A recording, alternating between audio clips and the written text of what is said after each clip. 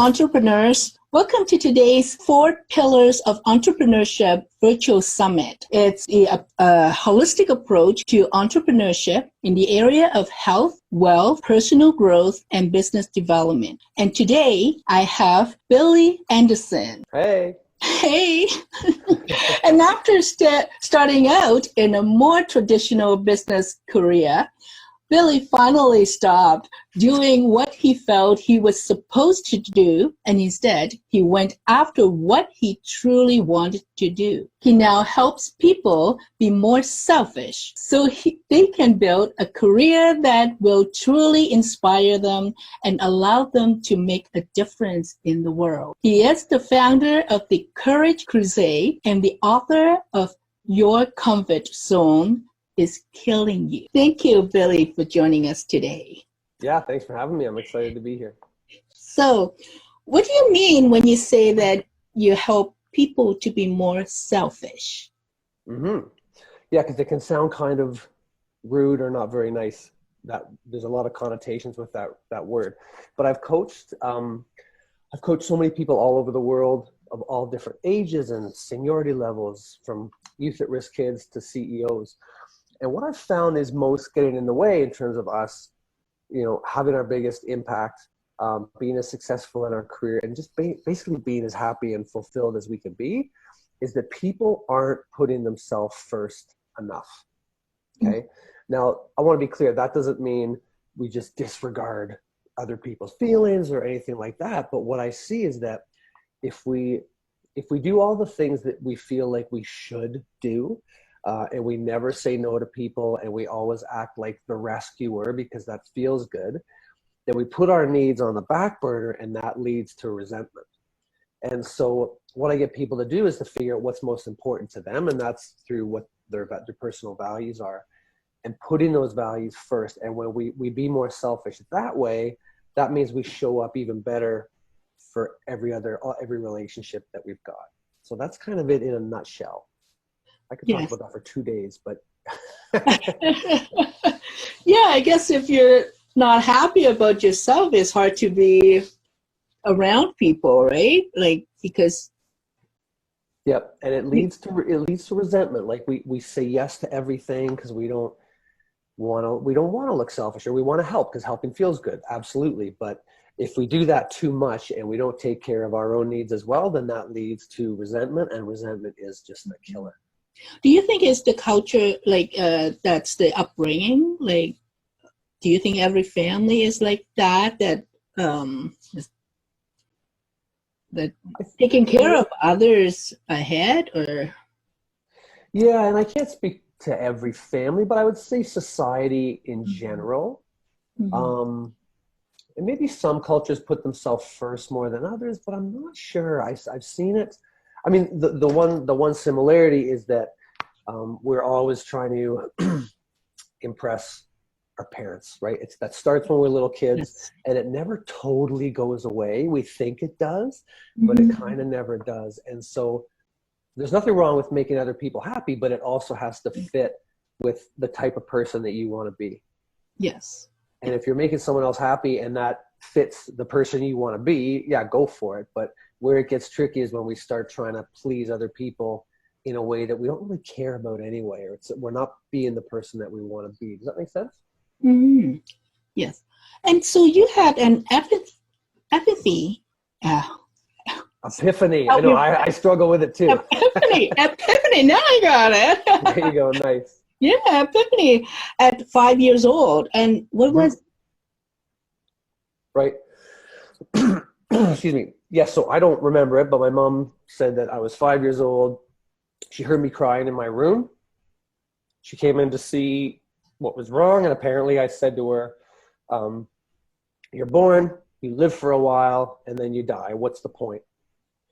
So I've just been thinking about this stuff for a really long time, and always trying to figure out kind of what's the point of all this, and just feeling like life in general, and feeling like, whether I know it or not, which who does, I at least wanted to define what that point was going to be for me, so that I could live true to that and just have a little bit of a target. And that target, or that point of my life, has changed a little bit over time, but the importance is just deciding yourself what you want your life to be about. And that doesn't mean it'll always stay that way, because we go through life and we continue to learn about the world and ourselves and what we're good at and what we suck at. And I suck at a lot of things.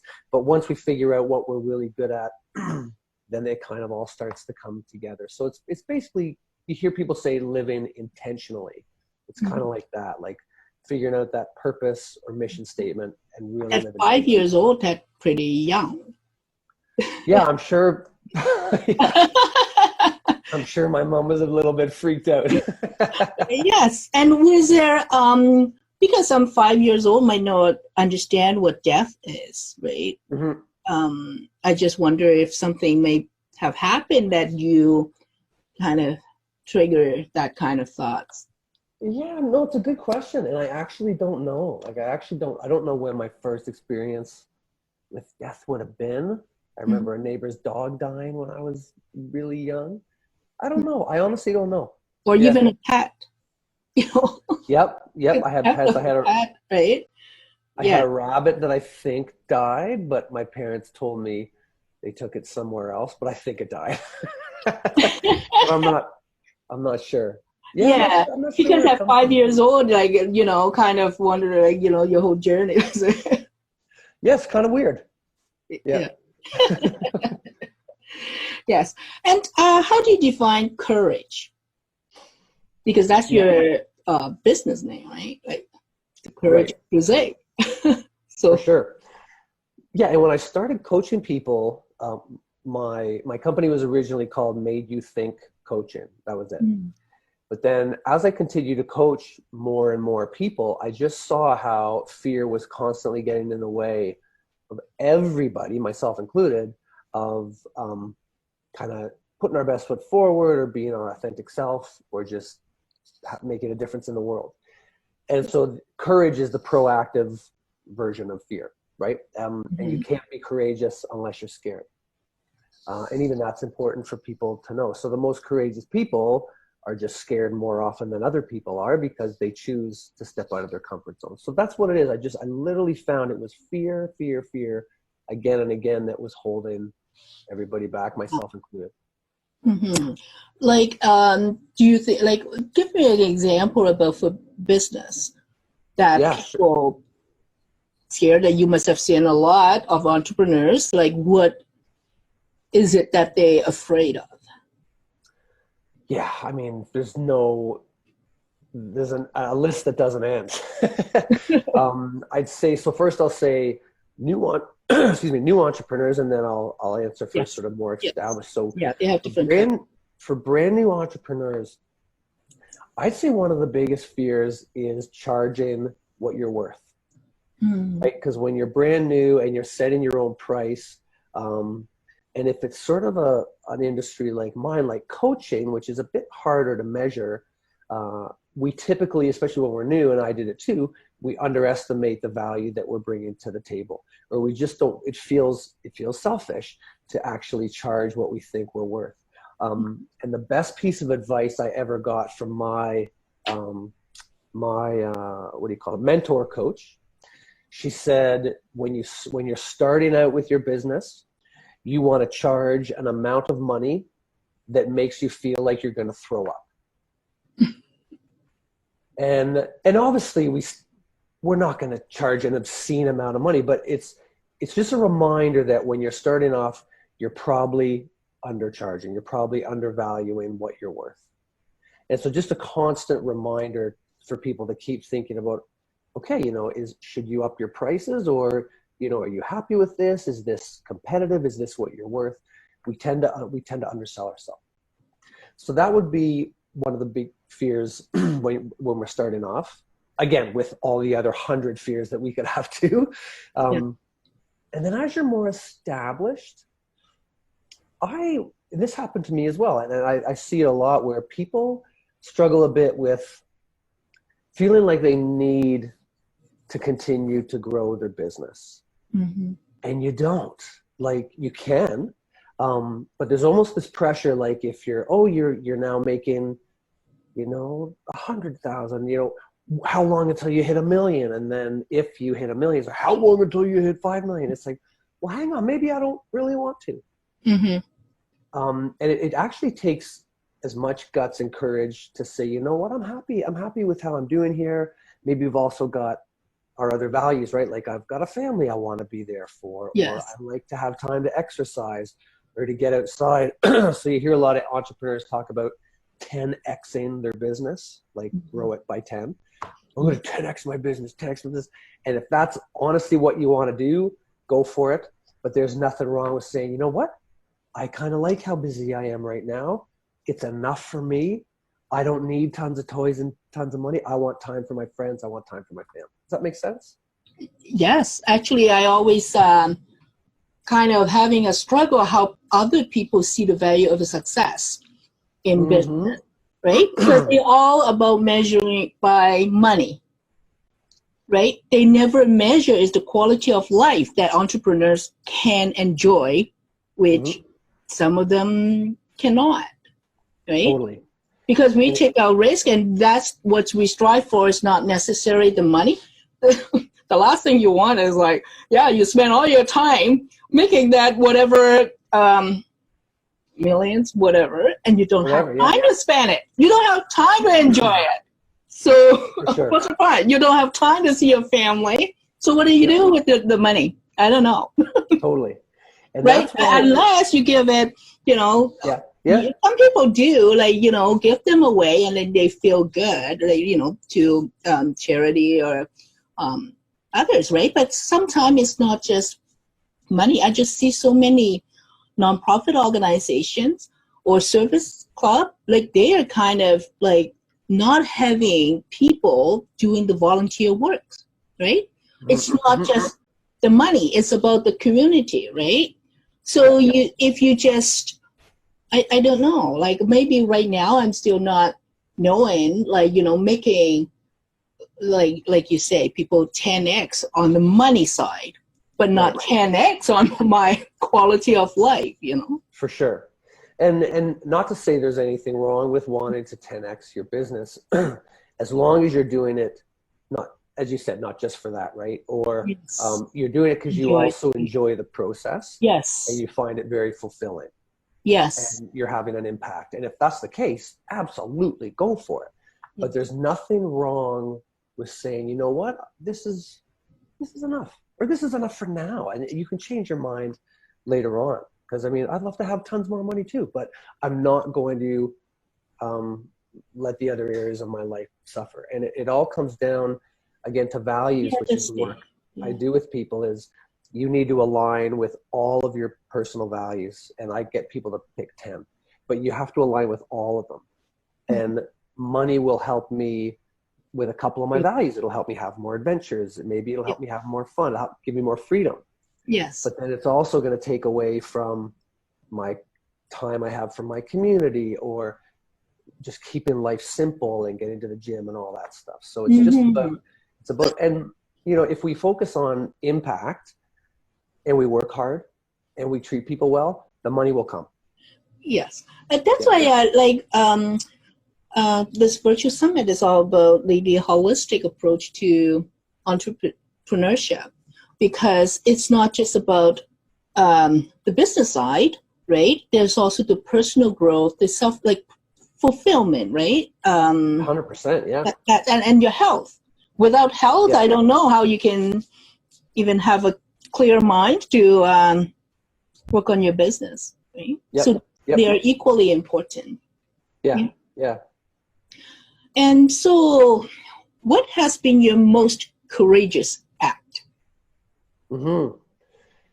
So the more sort of typical courage stuff I've done is, like, I was a skydiver for 10 years and, bungee jumping. I ran with the bulls. I have a scar here. I got trampled at the running of the bulls. But those were just sort of more adrenaline courage or physical courage. And the biggest one I'd say would be having the guts when I was around 30 years old to change my career trajectory. So I was on a bit more typical, like I went to business school and I was working in advertising. I was an account manager first in London, England, and then in Ontario. And I just wasn't happy. I wasn't satisfied. So I quit and decided to do everything I wanted to do. So I quit and I became an Outward Bound instructor. So Outward Bound does wilderness trips. So I went from working at a desk to working in a canoe and leading canoe trips. And that's when my life coaching started life coaching people, was on those wilderness trips. But very hard because like I had a degree, and everyone I grew up with and where I grew up, it's like, well, you go to university or college and then you get a job and you sit at a desk because that's what the professionals do. And there's nothing wrong with that. But I just realized it wasn't for me. And making that shift was very hard because it wasn't what you were quote unquote supposed to be. And everybody thought I was crazy. So that was very actually, hard. it happened to me around that time. I was in my 30s when I switched from, I was still like, I only actually, after graduated from university, I only did about 5 years corporate, like working for banks and as a system developer. And then I decided that's not enough. And so I become a system consultant so I can move around, right? Like experience different things. But then again, it wasn't enough. I think I was pursuing it's the quality of life than the money. Like the money was there, but wasn't happy, right? Right. Yes. So I think people's going through that. It just, that's why I'm seeing that courage comes in. Lots of them, they don't have the courage to leave that comfortable corporate job that having that paycheck safety rate on it. Yeah. Right. And every single part of our DNA, like the caveman in me and the cavewoman in you, which is where all our DNA comes from, that stuff says stay safe, never take risks, never step outside the box. Because for hundreds of thousands of years, that stuff got us killed. And so we're programmed to play it safe at all times. So we kind of have to fight against that and fight against societal kind of pressures. And like I said, I just want to be clear, if someone watching this is in a corporate job and they like it and find it fulfilling, stay, right? But if you don't, try something. And it's only in trying different things that we figure out how we can really make the biggest difference. Yes, actually this United Networks for Growth is like we are trying to help entrepreneurs to connect with experts like you and also other business networks, right? And because when they choose the entrepreneurial life, and I think they already, try like mentally, having that courage to become an entrepreneur. Aside from some doing the side hustle, right? And I don't know whether they call themselves an entrepreneur, or maybe part-time entrepreneur. Yes. But it's to jump in, into full-time entrepreneur, right?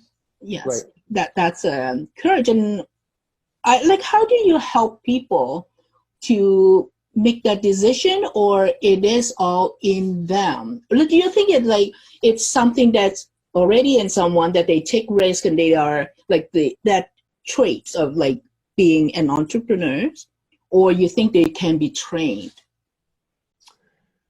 I don't really know. I mean, I think it all kind of comes down to values. And so I would say that if you value the kind of things that you'll get from being an entrepreneur, freedom being one of them, impact being another. If you value those kind of things, then you have entrepreneurship within you, because it can hopefully give you those things. Now, if your values are more along, if you don't have values of, say, adventure or challenge, and your values are more about stability, simplicity, calm, peace of mind. If your values are like that, then you're not probably an entrepreneur at the core, and that's fine. So you can help people be more entrepreneurial, but I think it's a part of their personality, or it's not. Yes. I think. What do you think? I actually agree with you. Okay. because some people just very like kind of safe, like they don't like, you know, it's like they do things just in sequence. So if something, because as an entrepreneur, something just changed, your environment suddenly changed, and you have to have that, I don't know, that trait within you, that how you deal with it. And you're not going to be panicky. And, you know, under stress, you're not going to make good decision. So I feel like, you know, someone that's adventurous that actually does have that similar kind of craziness that entrepreneurs sometimes do, that other somehow they cannot relate. That's how I feel. Being an entrepreneur, sometimes I find it's hard to get other that's not necessarily an entrepreneur to understand why we make those decisions, right? Yeah. And both of them are fine, right? It's like everything in life. You're just trying to set up your life. Yeah, because each one fits you. Each one of us has different values, right? What we see. Totally. Yes, that's why I agree what you have mentioned. You know, about values. And the other important thing is that over the last, I don't know how many years, but entrepreneurship has become extra popular. And it's got a coolness factor about it that maybe gets some people in it when they shouldn't, but it doesn't matter. You give it a try, it doesn't work, who cares? You still learn something. But the other thing that's important is entrepreneurship doesn't have to be just the typical start your business doing X, build your website, find your clients and all that, deliver your products. You can do that, and I do a bit of that, but you can also be like still an entrepreneur, still independent, but be like a subcontractor. So I do that as well. So I do a lot of keynotes and coaching and facilitating, and some of that I do on my own with my own workshops, but I also deliver other companies' workshops to their clients. Yes. And then I don't have to do the sales. I don't have to do the marketing, because you realize pretty quick whether you like that stuff or not. And I don't. So there's different ways to do it. And I'm a big believer in the side hustle first. On the other hand, if you fully jump into it, you'll figure stuff out quicker, but it'll be scarier and maybe more costly. But the side hustle, just to see, because, you know, when you first start doing something on your own, you're not that good at it. So, and I think let's just start up. It's lots and lots of skill set, right? And let's say, even if you get team of people to support your startup, if you don't really know, like, don't have a clue, right? Like, I mean, like, even the bookkeeping or financial side, you don't just rely on someone else like do all the work, because they still need, like, it's like, you know, if they don't know what data going into your book, like, you know, you still have to have that good understanding of what going into your financial stuff, right? The other people are not going to know. And then you are the salesperson. You are the most enthusiastic person about your service or your product, right? It's not like you just find someone be able to just sell it, like, for you. There's lots of it's a roller coaster. So there's still, like, I find even after, like, I don't know, I've been an entrepreneur for 30 years, I still continue learning, because of course, it never stops. So for people that, you know, I say, oh, I have enough, I know enough, you know, that entrepreneurship may not be for them, right? Because the market keeps changing if you're not following. Like some people can stay in one job for years, right? And that might be not their thing. It doesn't mean that it's not a good thing. But our this United Networks for Growth, we really want to help entrepreneurs, whether they're starting up or they've been with year experience, right? And even if somebody decides to give entrepreneurship a try, and it doesn't work out, or they decide they don't like it, that's still worked out, right? They're not going to be on their deathbed thinking, oh, I should have tried that. So even if you do it and it doesn't work and you lose money and you feel like a failure, it's not a failure. Like, you still tried, and you know, and you had the guts to give it a go. And a lot of people don't even have that. Yes. And they'll just be full of regrets. Yeah. And I'm interested about, like you mentioned to me that you have an assessment, like it's a self-assessment, or what is it? Mm-hmm. Mm-hmm. Yeah, so it's a self-assessment. It's to figure out your values, and you go through the assessment. It's pretty easy, and you end up with your top 10 values, and it gets emailed back to you with some other next steps. And those 10 values are literally, they explain every emotion you feel, good or bad, and they also can act as a decision-making template. So if I'm stuck on a decision trying to decide what to do, I compare my options against my 10 values. It's like, oh, more of my values are going to align with this option than this one. That's probably the right one to do. So it just helps us a little more rationally make our decisions. It also tells us why we get along with certain people. It also tells us why our last relationship didn't work. Because it's like, wow, I value this, this, and this. Oh, but that other person didn't value that. Yes. Right? We see, and you don't have to be. Where argument comes out. or every time. Right? A couple can look at their values and be like, oh, well, there's why we argue. I like spontaneity and adventure, and you like simplicity and preparedness. Yeah. That's yes. Going to come up. Yes, because something like to the other person might be like, say, new clothes, I don't know, whatever it is. To someone, it might value like very low on material things, right? Versus the other one, oh, I have to have this, right? Yeah. The value. And you can even have the same value, right? You can have, both people can have the value of adventure. Mm-hmm. And my version of adventure might be doing completely new things and meeting new people all the time. But you can still have an introvert who's adventurous. They like taking on new challenges on their computer. So we can use the same words, but have different definitions. And so if you say to your partner, like, hey, let's do something adventurous, they can have something in mind that's totally different than yours. So it's just, the values really help us just communicate a lot better. Wow. Yeah. I'm intrigued by that. It's really cool. It really is. And wow, we talked about today about lots of actually the values, right? Like how important of self-wealth, like what you see your own wealth is, right?